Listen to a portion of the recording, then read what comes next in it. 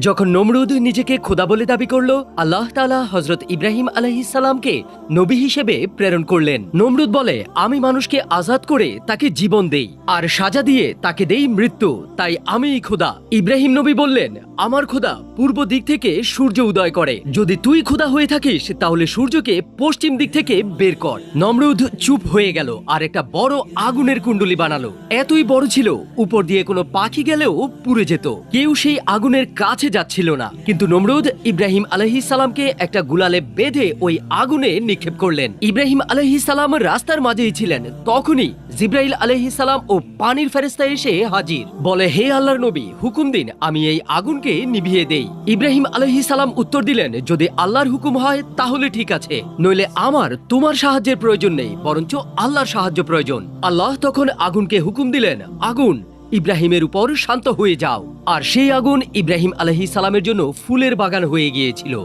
সুবহানাল্লাহ।